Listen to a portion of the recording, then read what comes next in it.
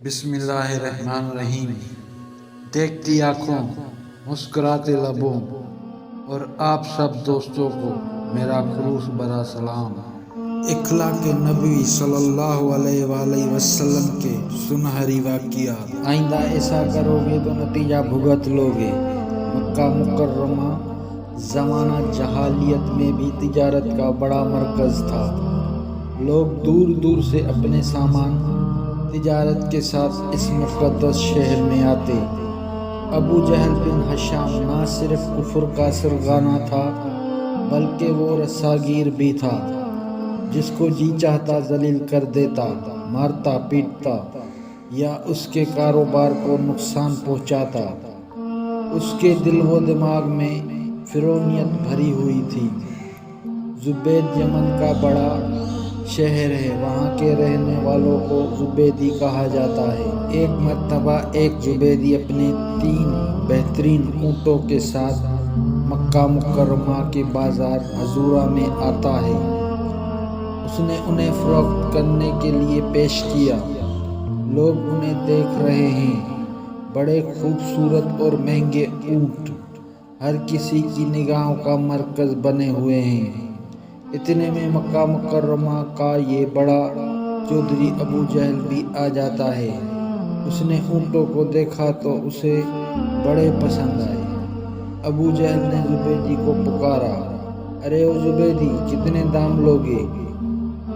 زبیدی ایک لمبا سفر کر کے آیا تھا۔ اسے امید تھی کہ ان اونٹوں کی فروخت سے ایک بڑی رقم مل جائے گی۔ اس نے اپنی خواہش اور توقع کے مطابق دام بتا دیے۔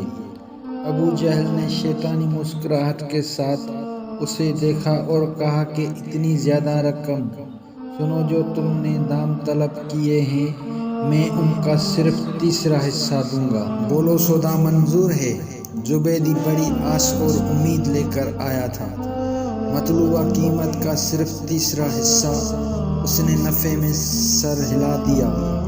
میں تو منافع چاہتا ہوں اور مجھے یہاں خسارے کا سودا کرنے کے لیے کہا جا رہا ہے۔ قارئین کرام، وہ ماحول ہی ایسا تھا۔ ابو جہل نے اونٹوں کی جو قیمت لگائی تھی اس کی خبر فوراً پورے بازار میں پھیل گئی۔ سب کو معلوم ہو گیا کہ زبیدی نے اسے کم قیمت پر اونٹ بیچنے سے انکار کر دیا ہے۔ ابو جہل کا خوف اور ڈر ہر کسی کو تھا۔ اب لوگ ڈر رہے ہیں کہ اگر ہم نے ابو جہل سے بڑھ کر قیمت لگائی تو وہ ناراض ہو جائے گا، اور اس کی ناراضگی کا مطلب یہ ہے کہ رسوا ہونا پڑے گا۔ لہذا اس کی ناراضگی کے ڈر سے کوئی اونٹ خرید نہیں رہا، انہیں ناقابل فروخت بنا دیا گیا۔ زبیدی نے کچھ دیر انتظار کیا کہ شاید اس کے اونٹ بک جائیں، مگر کوئی گراہک ابو جہل کی ناراضگی کے ڈر سے انہیں خریدنے کے لیے تیار نہیں ہوا۔ اس کا رخ اب اس رحیم و رؤوف کی طرف ہے جو اعلیٰ اخلاق والے ہیں، جن کی کوئی مدد نہیں کرتا، وہ اس کی مدد کرتے ہیں۔ آپ صلی اللہ علیہ وآلہ وسلم سیدنا ابو بکر صدیقہ، سیدنا عمر فاروق اور سیدنا سعد بن ابی وقاص رضی اللہ تعالیٰ عنہما کے ہمراہ مسجد حرام میں تشریف فرمائے ہیں۔ بنو زبید کا یہ شخص آپ صلی اللہ علیہ وآلہ وسلم کے پاس آتا ہے اور دہائی دیتا ہے، قریش کی جماعت، بھلا تمہارے پاس مال کیسے آئے گا؟ تجارتی قافلے تمہاری طرف کیسے آئیں گے؟ کوئی تاجر تمہارے پاس کیسے مقیم ہوگا؟ جو تمہارے پاس حرم میں آ جاتا ہے تم اس پر ظلم کرتے ہو۔ یہ شخص پہلے قریش کے مختلف حلقوں کے پاس اپنی فریاد سنا چکا تھا، مگر تمام نے خاموشی اختیار کر لی تھی۔ اللہ تعالیٰ کے رسول صلی اللہ علیہ وآلہ وسلم نے اس سے پوچھا، تجھ پر کس نے ظلم کیا ہے؟ زبیدی نے بتایا کہ ابو جہل نے مجھ پر ظلم کیا ہے۔ پھر اس نے پوری تفصیل کے ساتھ سارا واقعہ آپ صلی اللہ علیہ وآلہ وسلم کے وہ ہوش گزار کر دیا۔ اللہ تعالیٰ کے رسول صلی اللہ علیہ وآلہ وسلم نے زبیدی سے پوچھا تمہاری اونٹ کہاں ہے؟ زبیدی کہنے لگا کہ وہ ابھی حضوراں ہی میں ہیں۔ آپ صلی اللہ علیہ وآلہ وسلم نے اپنے ساتھیوں کے اپنے ہمراہ چلنے کا اشارہ کیا اور ان کے ساتھ اونٹوں کی طرف گئے۔ زبیدی کے اونٹ واقعی بڑے خوبصورت اور حسین و جمیل تھے۔ زبیدی سے پوچھا ان کی کتنی قیمت لوگے؟ اس نے جو قیمت بتائی آپ نے وہ سودا منظور کر لیا اور اسے قیمت ادا کر دی گئی۔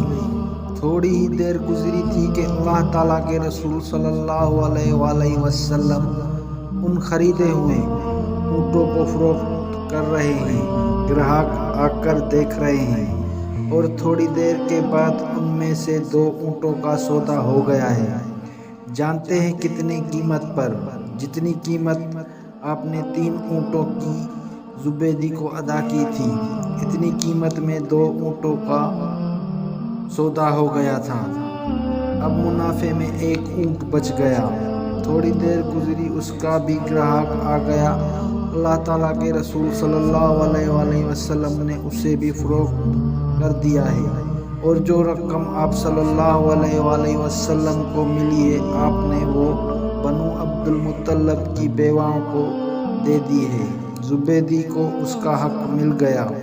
اس کے اونٹ اس کی مرضی کی قیمت پر فروخت ہو گئے ہیں، مگر اس بڑے مجرم کو سبق تو سکھانا ہے، اسے بتانا ہے کہ دوبارہ اس قسم کی حرکت نہ کرے۔ ابو جہل اسی بازار میں خاموش چپ چاپ بیٹھا ہوا ہے۔ وہ کسی سے کوئی بات نہیں کر رہا ہے۔ سوچ رہا ہوگا کہ سوائے محمد صلی اللہ علیہ وآلہ وسلم کے کون ہے جو میرے مقابلے میں آنے کی جرأت کر سکتا ہے۔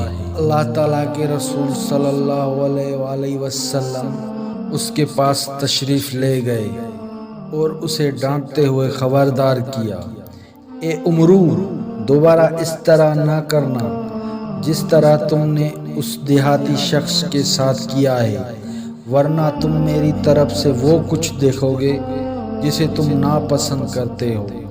ابو جہل نے آپ صلی اللہ علیہ وآلہ وسلم کو دیکھا تو شدید مرعوب ہو گیا۔ اس میں ہمت اور جرأت ہی نہ رہی کہ وہ آپ صلی اللہ علیہ وآلہ وسلم کے سامنے کوئی بات کر سکے۔ جب آپ نے اسے متنبہ کیا تو فوراً کہنے لگا، اے محمد صلی اللہ علیہ وآلہ وسلم، میں دوبارہ کبھی ایسا نہیں کروں گا۔ اللہ تعالیٰ کے رسول صلی اللہ علیہ وآلہ وسلم واپس تشریف لے گئے ہیں۔ بازار میں امیہ بن خلف اور وہ مشرکین جو اس وقت وہاں موجود تھے ابو جہل کے پاس آتے ہی کہہ رہے ہیں کہ ابو الحکم، تمہیں کیا ہو گیا؟ ارے تم تو محمد صلی اللہ علیہ وآلہ وسلم کے سامنے بالکل مرے جا رہے تھے، کیا تم ان کی پیروی کرنا چاہتے ہو یا ان کا رعب اور دبدبہ تم پر طاری ہو گیا تھا؟ ابو جہل ان کی بات کے جواب میں کہہ رہا ہے، اللہ تعالیٰ کی قسم میں کبھی ان کی پیروی نہیں کروں گا۔ ان کی روبرو میری عاجزی اس وجہ سے تھی کہ میں نے ان کا جادو دیکھ لیا تھا۔ میں نے دیکھا کہ ان کے دائیں بائیں کچھ آدمی ہیں جن کے پاس نیزے ہیں، انہوں نے وہ نیزے مجھ پر تان لیے تھے۔ اگر میں محمد صلی اللہ علیہ وآلہ وسلم کی مخالفت کرتا تو وہ نیزے میرے بدن میں گھونپ دیتے۔ سبحان اللہ۔ تو دوستوں کیسی لگی آج آپ کو میری اسلامک ویڈیو؟ امید کرتا ہوں آپ کو بہت پسند آئی ہوگی۔ تو دوستوں پلیز میرے چینل کو سبسکرائب کر دیں، میری ویڈیو کو لائک کر دیں اور کمنٹ میں اپنی رائے کا اظہار ضرور کریں۔ ملتے ہیں نیکسٹ ویڈیو میں، تب تک کے لیے دیجیے اجازت۔ اللہ